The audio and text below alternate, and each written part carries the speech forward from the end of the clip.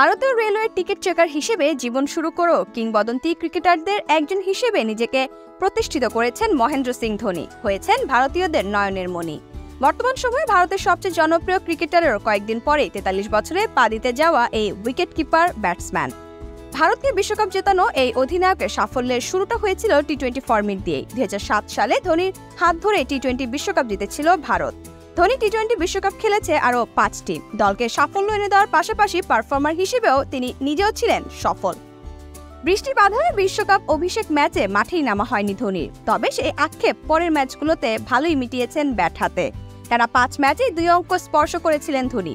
সেই আসরে ৬ ইনিংসে ব্যাট করে কোনো 50 না পেলেও তার ব্যাট থেকে এসেছিল ১২৮ রান। তবে উইকেটকিপার হিসেবে বলার মতো তেমন কিছু দেখাতে পারেননি ধোনি। পুরো টুর্নামেন্টে তার ডিসমিসালের সংখ্যা ছিল মোটে ১টি। তবে দারুণ ক্যাপ্টেন্সিতে ভারতকে এনে দিয়েছিলেন বিশ্বকাপ ট্রফি। দ্বিতীয় টি-20 বিশ্বকাপটা ভালো কাটেনি ভারতের। ২০০৯ সালে সেই আসরে সুপার 8-এ একটা ম্যাচও জয় পায়নি দলটি। অধিনায়ক হিসেবে ব্যর্থ ধোনি পারফর্মার হিসেবেও নামের প্রতি সুবিচার করতে পারেননি। পরিষ্কার করে বললে সেই আসরে ভুলেই যেতে চাইবেন ধোনি। একে তো অধিনায়ক ব্যর্থ, অন্যদিকে ব্যাট হাতে করেছেন ৬ ম্যাচে মোটে ৮৬ রান, তাও আবার ৯৬ স্ট্রাইক রেটে। এমন আসর ধোনি কেন কেউই মনে রাখতে চাইবেন না। উইকেটের পেছনে সেই আসরে নিজে কারিশমা দেখাতে পারেননি ধোনি। ৬ ম্যাচে নামের পাশে ডিসমিসাল সংখ্যা ছিল ৪টি। ২০১০ সালেও ব্যর্থ ছিল ভারত দল। সেই আসরেও সুপার 8-এ জয়হীন ছিল দলটি। ভারতকে নেতৃত্ব দেওয়া ধোনিরও আসরটা কেটেছিল অম্লমধুর ভাবে। গ্রুপ পর্ব ও সুপার 8 মিলিয়ে সেই আসরে ৫ ম্যাচ খেলার সুযোগ পেয়েছিলেন ধোনি, যার মধ্যে ৩ ইনিংসেই ছিলেন অপরাজিত। বাকি দুটোর একটাতে করেছিলেন ২৯ ও বাকি এক ম্যাচে ধোনির ব্যাট থেকে এসেছিল ২ রান। অধিনায়ক হিসেবে ধোনি সুবিধা করতে পারেননি ২০১২ বিশ্বকাপেও। সেই আসরে সুপার 8-এ ২ ম্যাচে জয় পেল সেমিফাইনালে খেলার জন্য তা যথেষ্ট ছিল না ভারতের জন্য। সেই আসরে ধোনির ব্যাট থেকে আসে ৫ ম্যাচে ৬৫ রান। ২০১৪ বিশ্বকাপে ব্যাট হাতে সেভাবে নিজেকে মেলে ধরতে পারেননি ধোনি।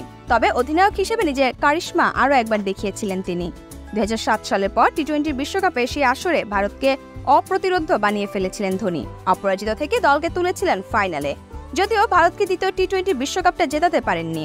সে আসরে ৬ ম্যাচে ২টিতে ব্যাট করতে হয়নি, ৩টিতে ছিলেন অপরাজিত, আর বাকি এক ম্যাচে ধোনির ব্যাট থেকে এসেছিল ২৪ রান।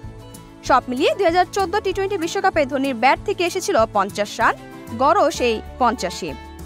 ধোনি তার শেষ বিশ্বকাপটা খেলেন ঘরের মাঠে ২০১৬ সালে। সেই আসরে ভারতকে সেমিফাইনালে তুলেছিলেন তিনি। ব্যাট হাতে ৬ ম্যাচের ৫টিতে ছিলেন অপরাজিত। তবে ৫ ইনিংসের কোনোটি বিস্ফোরণীয় ইনিংস ছিল না। বাকি ম্যাচটাতে করেছিলেন ৩০ রান।